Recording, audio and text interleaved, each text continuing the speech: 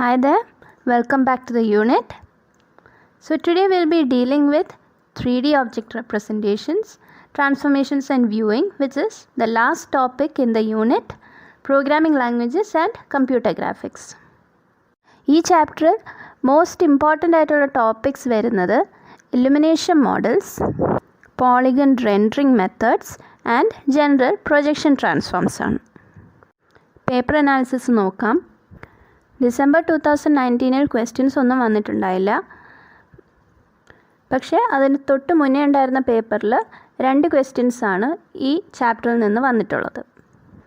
And normally trend അനുസരിച്ച് illumination models, polygon rendering methods എന്നും questions വരാറുണ്ട്. And general projection transforms which is A very important topic, അതിൽ നിന്നൊരു question വന്നിട്ടുണ്ട്. Illumination models എന്താണെന്ന് നോക്കാം. എന്തിനു വേണ്ടിയിട്ടാണ് ഇലുമിനേഷൻ മോഡൽസ് യൂസ് ചെയ്യുന്നത്? നമ്മൾ ഗ്രാഫിക്സ് ക്രിയേറ്റ് ചെയ്യുമ്പോൾ അതിനെ റിയലിസ്റ്റിക് ആക്കാൻ വേണ്ടി ഒരുപാട് സ്റ്റെപ്സ് യൂസ് ചെയ്യും. അതിലെ ഏറ്റവും ബേസിക് നോളജാണ് ഇലുമിനേഷൻ മോഡൽസ്. താഴത്തെ ഇമേജിൽ കാണാം, the prism is being viewed by a girl from a viewing position. എങ്ങനെയാണ് ആ ഒബ്ജക്റ്റ് കാണാൻ സാധിക്കുന്നത്? അതിനൊരു ലൈറ്റ് സോഴ്സ് വേണം. ഇരുട്ടത്ത് നമുക്കൊന്നും കാണാൻ കഴിയില്ലല്ലോ. ലൈറ്റ് സോഴ്സിൽ നിന്ന് വരുന്ന ലൈറ്റ് റേസ് ഒബ്ജക്റ്റിൽ തട്ടി ആ ഇലുമിനേഷനാണ് നമുക്ക് കാണാൻ കഴിയുന്നത്. ബട്ട് കുറച്ചും കൂടി റിയലിസ്റ്റിക് ആയിട്ട് ചിന്തിച്ചാൽ there are many reflecting surfaces surrounded by the object. ആ സർഫസുകളിൽ ലൈറ്റ് റേസ് മുട്ടി അതിനെ റിഫ്ലക്റ്റ് ചെയ്ത് നമ്മുടെ സർഫസിൽ ഇൻസിഡൻ്റ് ആയാൽ അതുകൂടി നമുക്ക് കാണാൻ കഴിയുമല്ലോ. Thus, defining and implementing these ideas are illumination models. ഇനി നോക്കാം, what are the factors determining the lighting effects? Light source parameters. Light source in the position, the electromagnetic spectrum used. നമുക്കറിയാം, നമുക്ക് കാണാൻ പറ്റുന്നതെല്ലാം വിസിബിൾ സ്പെക്ട്രം ആണെന്ന്. പിന്നെ shape of the light source പലതരമുണ്ട്. Point source, distributed source etcetera. LED bulb point സോഴ്സായിട്ട് consider ചെയ്യാം. എന്നാൽ tube light distributed സോഴ്സായിട്ടും കൺസിഡർ ചെയ്യാം. Next is surface parameters. അതായത് നമ്മൾ വ്യൂ ചെയ്യുന്ന ഒബ്ജക്റ്റിൻ്റെ surface. So the position of the surface matters, of course. അതിൻ്റെ റിഫ്ലക്റ്റൻസ് പ്രോപ്പർട്ടീസ്. ഒരു ഷൈനി സർഫസ് ആണെങ്കിൽ അതിന് കൂടുതൽ റിഫ്ലക്റ്റൻസ് ഉണ്ടാകുമല്ലോ. എന്നാൽ റഫ് സർഫസ് ആണെങ്കിലോ reflectance will be lesser. And also because നേരത്തെ പറഞ്ഞ പോലെ റിഫ്ലക്റ്റിംഗ് സർഫസസിൽ നിന്ന് റിഫ്ലക്റ്റായി വരുന്ന ലൈറ്റ് റേസും കൂടി നമുക്ക് ഇൻസിഡൻ്റ് ആയിട്ട് കാണാൻ പറ്റും. So their position also matters. Next parameter is eye or camera parameters. eye എന്നാൽ നമ്മൾ നോക്കുന്നതുണ്ട്. ബട്ട് നമ്മൾ ആനിമേഷൻസ് അതേപോലെ കാർട്ടൂൺസ് ഒക്കെ ജനറേറ്റ് ചെയ്യുമ്പോൾ അതിനെ ക്യാമറ പെർസ്പെക്റ്റീവിലല്ലേ കാണുന്നത്. Thus it's position and sensor spectrum sensitivities matter. നേരത്തെ സ്ലൈഡിൽ നമ്മൾ എക്സ്പ്ലെയിൻ ചെയ്തായിരുന്നു, ഒരു ഒബ്ജക്റ്റിൽ കാണാൻ കഴിയുന്ന ഇൻറ്റൻസിറ്റി ഓഫ് ലൈറ്റ് അവിടെ ഇൻസിഡൻ്റ് ആകുന്ന ലൈറ്റും റിഫ്ലക്റ്റഡ് ലൈറ്റുമാണെന്ന്. ബട്ട് ഒരു കമ്പ്യൂട്ടറിന് മനസ്സിലാകാൻ ആ ഒബ്ജക്റ്റിലുള്ള ഓരോ പോയിൻറ്റിലും ഓർ ഓരോ പിക്സലിലും ഈ കാൽക്കുലേഷൻ നടത്തേണ്ടി വരും. This is based on illumination models. Thus, it is used to calculate the intensity of the light that is reflected at a given point on a surface, which is viewed by us. അപ്പോൾ illumination model is used to find the intensity of light at a given point. അല്ലെങ്കിൽ ഒരു പോയിൻറ്റിലുള്ള value കാണാൻ വേണ്ടിയിട്ടാണ് illumination model use ചെയ്യുന്നത്. Now there are rendering methods which is used to determine the light intensity at all pixels in the image or the object. അതായത് ഒരു ഒബ്ജക്റ്റിൽ ഓരോ പിക്സലിൻ്റെയും value illumination model ഉപയോഗിച്ച് calculate ചെയ്യുന്നതിന് പകരം using rendering methods we can simplify the process. അത് ഇനി മുമ്പോട്ടുള്ള സ്ലൈഡുകളിൽ നമ്മൾ ഡിസ്കസ് ചെയ്യും. ഇനി നമുക്ക് ലൈറ്റ് സോഴ്സ് മോഡൽസ് ഏതാണെന്ന് കാണാം. പോയിൻറ്റ് സോഴ്സ് ഉണ്ട്, പാരലൽ സോഴ്സ് ഉണ്ട്, ഡിസ്ട്രിബ്യൂട്ടഡ് സോഴ്സ് ഉണ്ട്. Point source means all light rays originate at a point and they radially diverge. ഫിഗറിൽ എ എന്നത് പോയിൻറ്റ് സോഴ്സ് ആണ്. Next is parallel source. These are light rays which are parallel. This also can be imagined as a point source at infinite distance. ഒരു example ഒന്ന് ആലോചിച്ച് നോക്കിയേ. That's it, it's the sun. Next is distributed source. These are light rays that originate at a finite area in space. ഫിഗറിൽ C എന്ന option അതിൽ കാണാം ഒരു whole ഏരിയയിൽ നിന്നാണ് ലൈറ്റ് റേസ് പ്രൊഡ്യൂസ് ആകുന്നത്. ഫോർ എക്സാമ്പിൾ ആ ട്യൂബ് ലൈറ്റ്. 3 തരത്തിലുള്ള ഇലുമിനേഷൻസ് ഉണ്ട്. Ambient illumination, diffuse illumination and specular illumination. എന്താണിതൊക്കെയെന്ന് വിശദമായിട്ട് നോക്കാം. What is ambient light? ഇതിനെ ബാക്ക്ഗ്രൗണ്ട് ലൈറ്റ് എന്നും പറയാം. It is nothing but the light that is already present in a scene. നമ്മളൊരു ഗ്രാഫിക്സ് ക്രിയേറ്റ് ചെയ്യുകയാണെങ്കിൽ ആ ഒരു സീനിൽ എല്ലായിടത്തും ഈക്വലായിട്ട് എത്തുന്ന ലൈറ്റാണ് ambient light. It's also referred to as the natural non-directional light in the environment. ഈ സീനിൽ ഏത് പോയിൻ്റ് എടുത്താലും the light intensity will be equal. Now we must know color is different, intensity is different. In a binary image, 0 refers to black, which is no intensity level, and 1 refers to white, which is the highest intensity level. അതേപോലെ ഒരു colour എടുക്കുകയാണെങ്കിൽ, simply red എടുക്കുകയാണെങ്കിൽ, റെഡിൽ lower values of intensity means darker red. എന്നാൽ higher values of intensities will mean lighter shades of red. Actually brighter shades of red എന്ന് വേണം പറയാൻ. Thus ഒരു സീൻ എടുക്കുകയാണെങ്കിൽ ആ സീനിൽ എല്ലാ പിക്സൽ പൊസിഷൻസിലുമുള്ള intensity will be a constant. അപ്പോൾ ഏത് കളറായാലും അതിനൊരു ഫിക്സഡ് ഇൻറ്റൻസിറ്റി ആയിരിക്കും. Now there is an equation we need to study. It is the reflected intensity I ambient. Now at any point on the surface, I ambient will be equal to Ka into Ia. ഇവിടെ Ia is the ambient light intensity, while Ka depends upon the surface ambient reflectivity. That depends upon what type of surface the object has. For example, ഒരു സീനിൽ ഒരു tennis ബോളും ഉണ്ടാകാം, ഒരു metal ബോളും ഉണ്ടാകാം.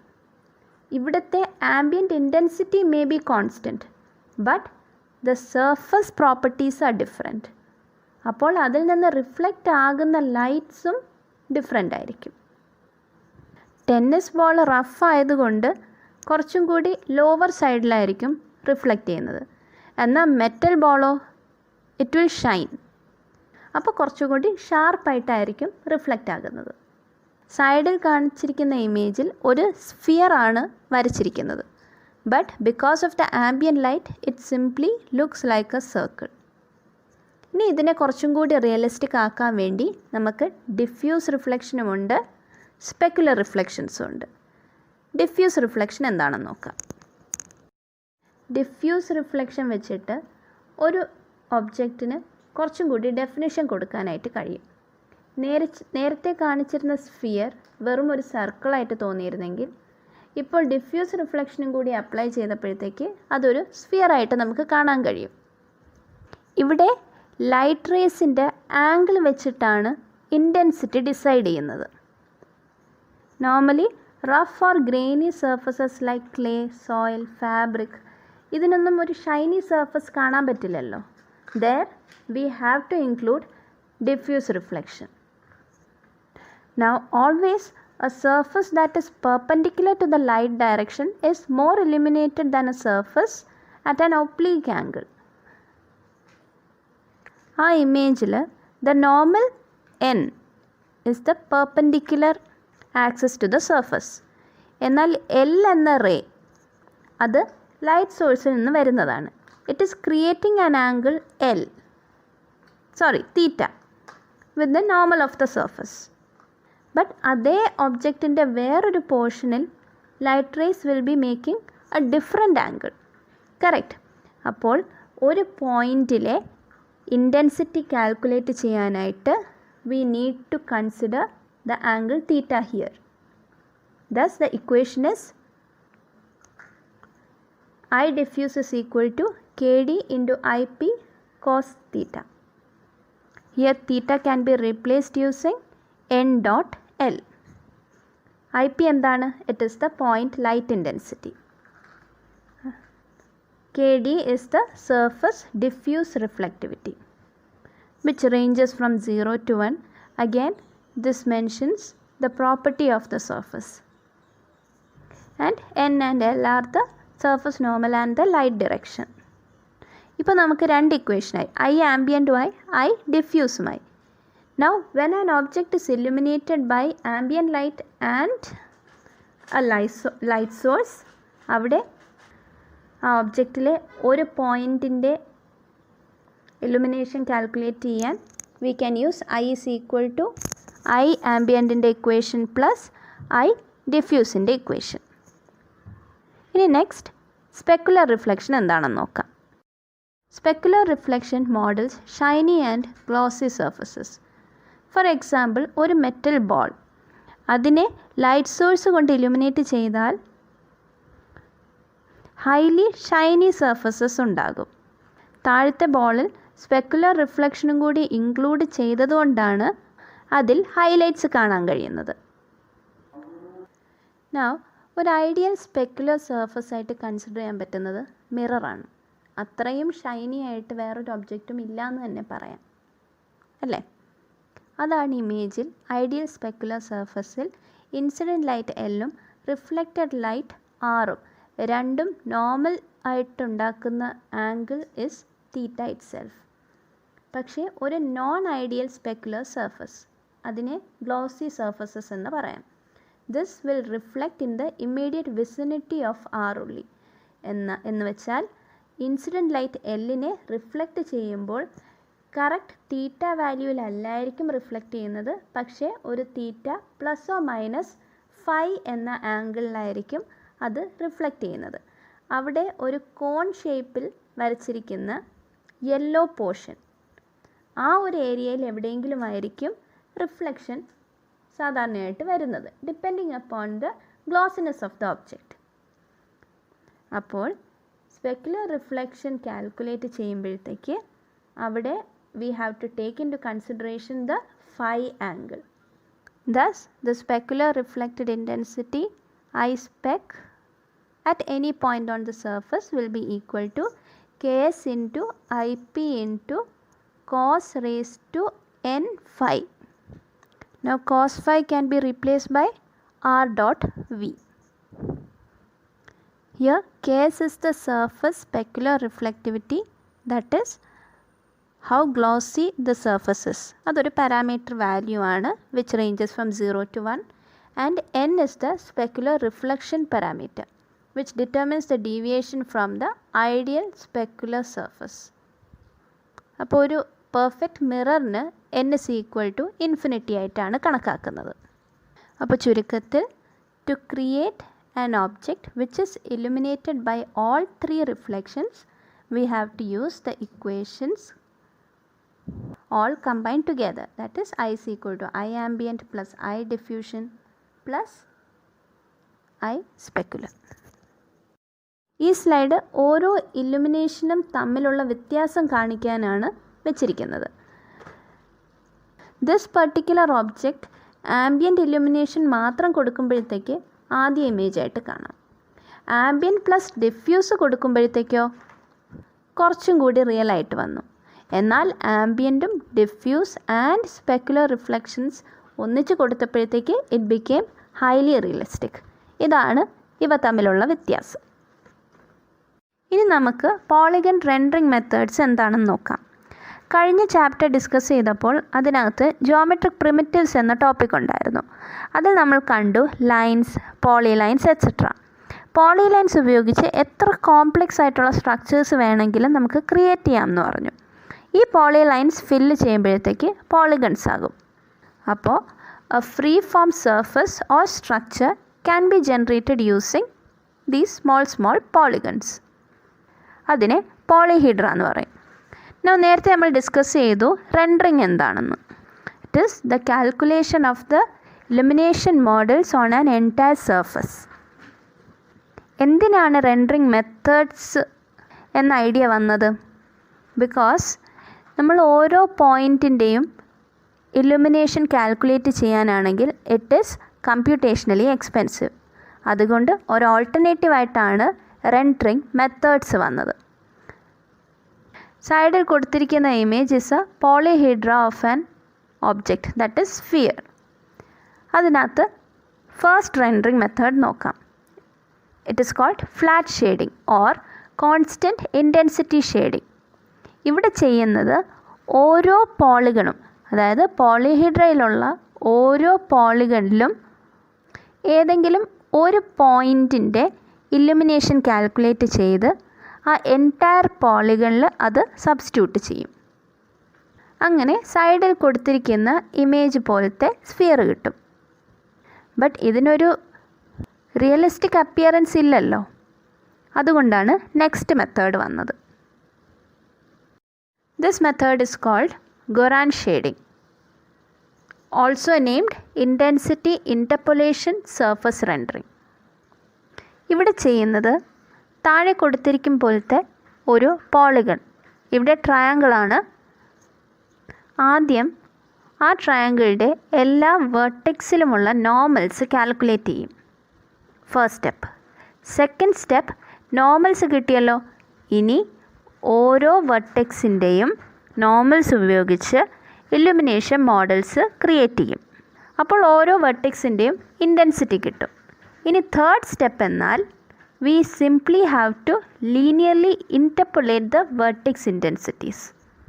അതായത് ആ പോളിഗണിലുള്ള ബാക്കി എല്ലാ പോയിൻറ്റ്സിൻ്റെയും intensity values will depend upon these 3 vertex intensities. അതെങ്ങനെയാണ് ലീനിയർ ഇൻ്റർപൊളേഷൻ നടത്തുന്നത്? ഫോർ എക്സാമ്പിൾ I4 എന്ന പോയിൻറ്റ്, അവിടെ നമുക്കൊരു ഇക്വേഷൻ കാണാം. I4 is equal to a value depending on I1 and I2. ഇവിടെ ഇക്വേഷൻസ് ഇമ്പോർട്ടൻ്റ് അല്ല, ബട്ട് തിയറി വളരെ ഇമ്പോർട്ടൻ്റ് ആണ്. അപ്പോൾ നമുക്ക് മനസ്സിലാക്കാം I1 എന്ന വെർട്ടെക്സ് ഇൻറ്റൻസിറ്റിയോട് അടുത്തിരിക്കുന്ന പോളിഗണിലെ positions it will be more dependent on the intensity I1. അതേപോലെ I2 അടുത്തുള്ള പോയിൻറ്റ്സിൻ്റെ intensity will depend more on intensity I2.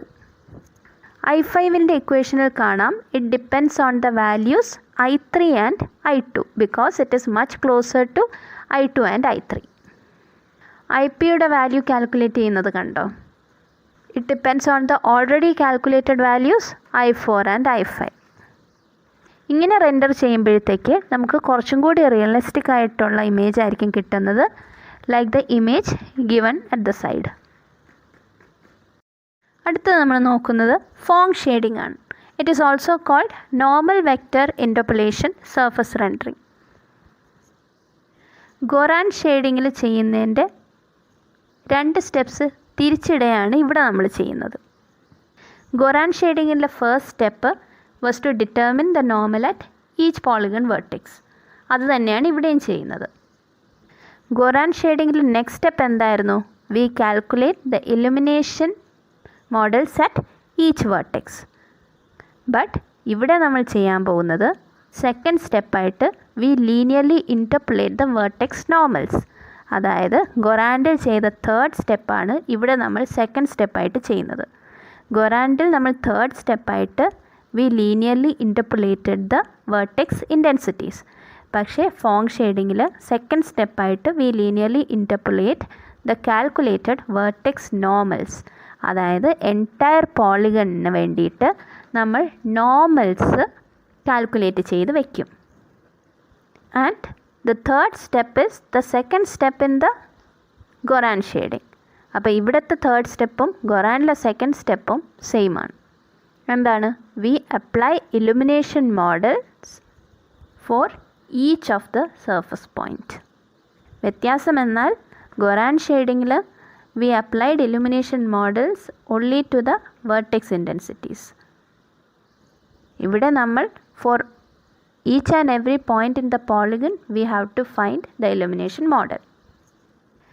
താഴത്തെ ഫിഗറിൽ കാണാം, അവിടെ ആ ട്രയാങ്കിൾ നമ്മൾ നോർമൽ കാൽക്കുലേറ്റ് ചെയ്തു using the equation n is equal to y minus y2 divided by y1 minus y2 into n1 plus y1 minus y divided by y1 minus y2 into n2. That is the normal n linearly depends on n1 and n2.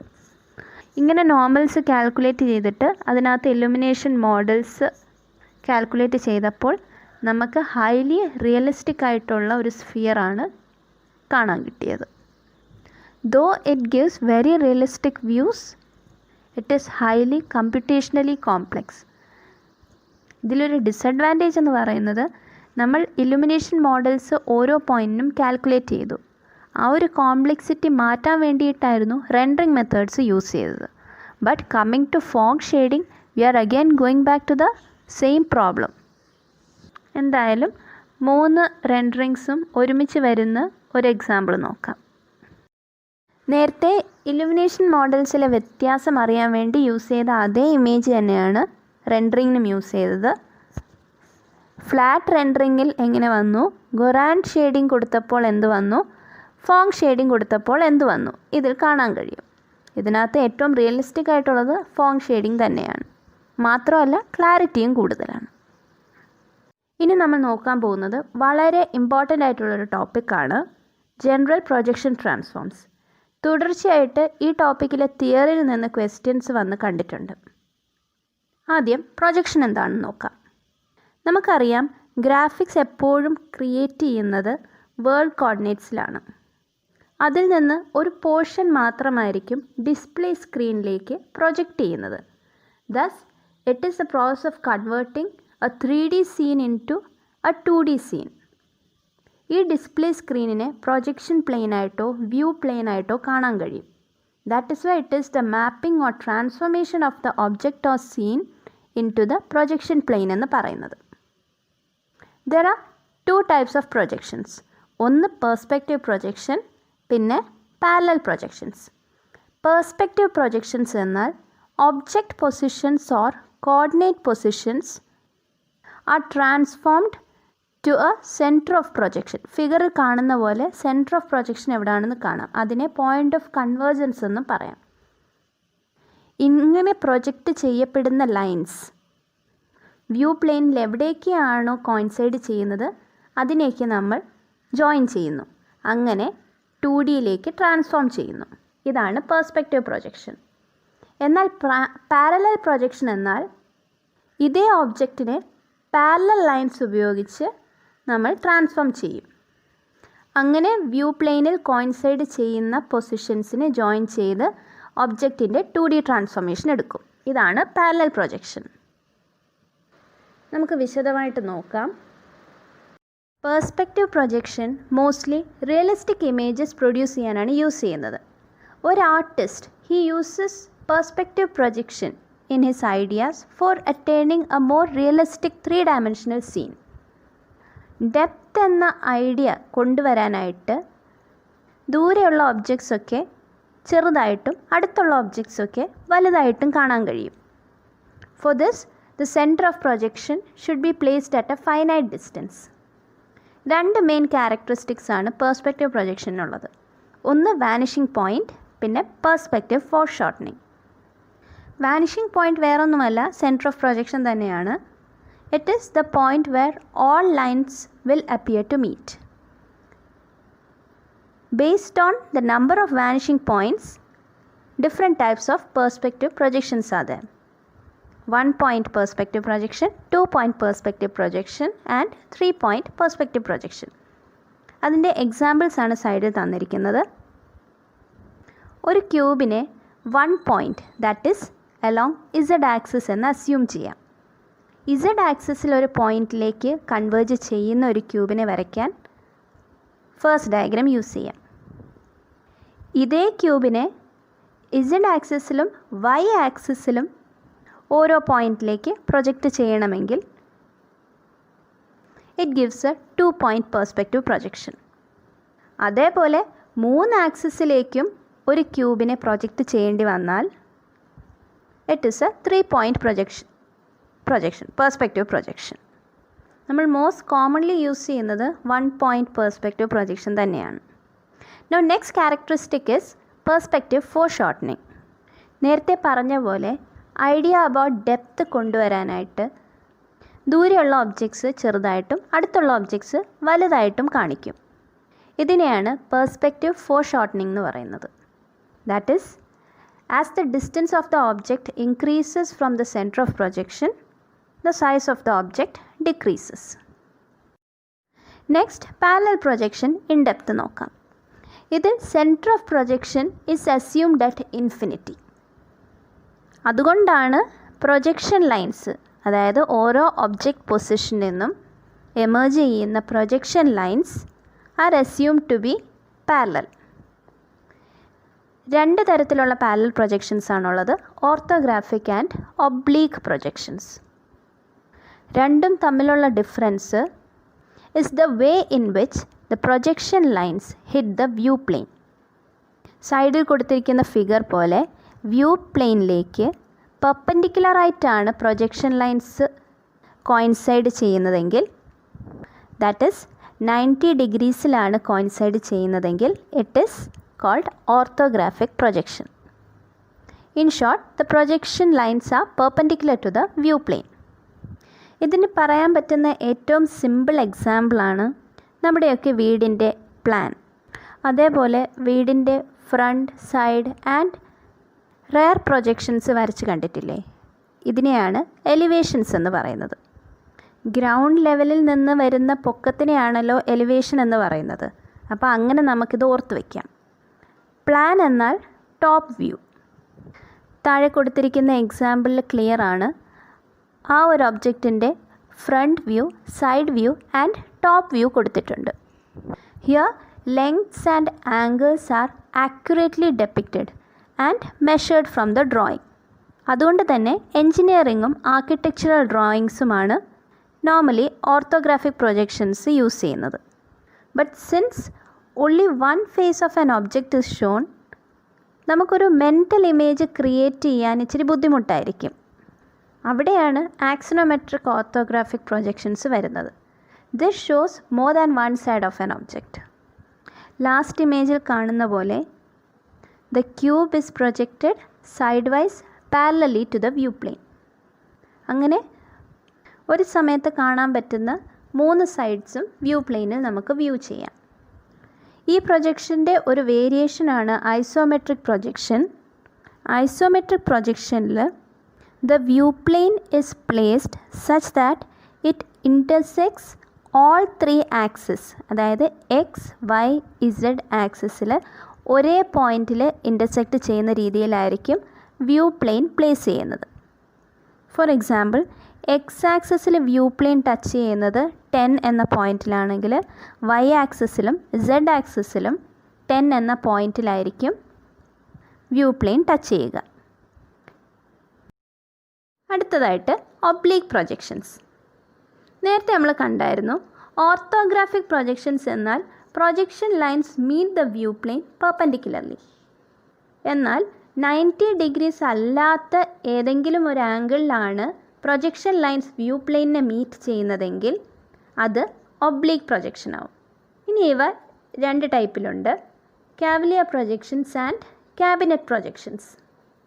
Cavalier projection എന്നാൽ the projection lines meet the view plane at a 45 degree angle. Cabinet എന്താണ്? 63.4 degree ആംഗിളിലായിരിക്കും projection lines view പ്ലെയിനിനെ meet ചെയ്യുന്നത്. ഇതിലെ major difference താഴെ കാണിച്ചിരിക്കുന്ന ഇമേജിൽ കാണാൻ പറ്റും.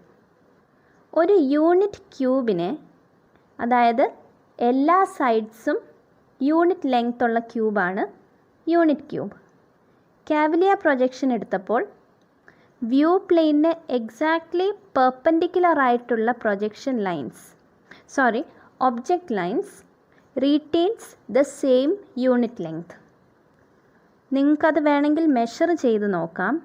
എ, ബി, സി ഈ 3 സൈഡ്സും ഒരേ ലെങ്ത് ആണ് actually, but the image looks as if perpendicular ആയിട്ടുള്ള ആ ലൈൻസ്, അതായത് Z ആക്സിസിന് പാരലൽ ആയിട്ടുള്ള ലൈൻസ് കുറച്ച് നീണ്ടിരിക്കുന്നതായിട്ട് തോന്നും.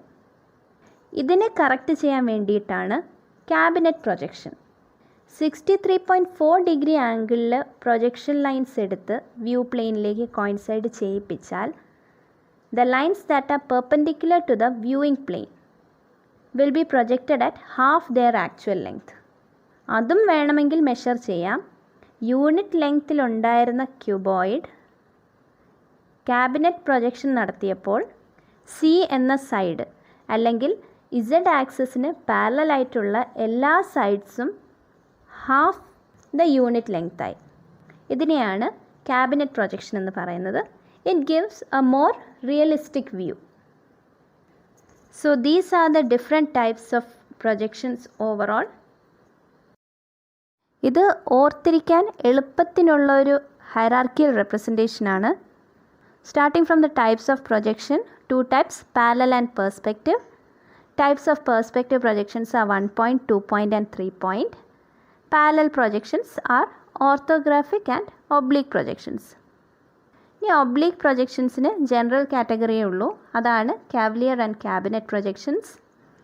വൈൽ ഓർത്തോഗ്രാഫിക് പ്രൊജക്ഷൻസിൽ മൾട്ടി വ്യൂ ഉണ്ട്, ആക്സിനോമെട്രിക്കും ഉണ്ട്. മൾട്ടി വ്യൂ ആണ് നമ്മൾ നേരത്തെ പറഞ്ഞ front, side, rear and top views. Axonometric നമ്മൾ നേരത്തെ പറഞ്ഞായിരുന്നു. അതിനകത്ത് ഐസോമെട്രിക്കും നമ്മൾ ഡിസ്കസ് ചെയ്തതാണ്. ഐസോമെട്രിക് എന്നാൽ വ്യൂ പ്ലെയിൻ എല്ലാ ആക്സിസുമായിട്ടും, അതായത് X axis, Y axis and Z ആക്സിസിൽ മീറ്റ് ചെയ്യുന്ന പോയിൻറ്റ്സ് ഈക്വൽ ആയിരിക്കും. ഡയമെട്രിക് എന്നാൽ ഏതെങ്കിലും 2 ആക്സിസുമായിട്ട് മീറ്റ് ചെയ്യുന്ന പോയിൻറ്റ്സ് ഈക്വൽ ആയിരിക്കും, ഒരെണ്ണം ഡിഫറെൻ്റ് ആയിരിക്കും. ട്രൈമെട്രിക് എന്നാൽ 3 ആക്സിസുമായിട്ട് വ്യൂ പ്ലെയിൻ മീറ്റ് ചെയ്യുന്നത് ഡിഫറെൻറ്റ് പോയിൻറ്റ്സിലായിരിക്കും. ഒരു റാൻഡം ഓർത്തോഗ്രാഫിക് വ്യൂ കിട്ടാൻ ട്രൈമെട്രിക് ആയിരിക്കും യൂസ് ചെയ്യുന്നത്. ഇങ്ങനെയൊരു ഫിഗർ ഓർത്തിരുന്നാൽ ഈ ടോപ്പിക്ക് വളരെ സിമ്പിളായിരിക്കും. And that's all in projections. ഈ യൂണിറ്റിലെ വെരി ലാസ്റ്റ് പോർഷനാണ് ഇപ്പോൾ ഈ കഴിഞ്ഞത്. കമ്പ്യൂട്ടർ ഗ്രാഫിക്സിലെ സോൾവ്ഡ് ക്വസ്റ്റ്യൻസ് ഒരു സെപ്പറേറ്റ് ഡോക്യുമെൻ്റായിട്ട് ഇൻക്ലൂഡ് ചെയ്തിട്ടുണ്ട്. നിങ്ങൾക്കത് വർക്കൗട്ട് ചെയ്ത് നോക്കാവുന്നതാണ്. Anyways, thank you for now and see you in a new topic.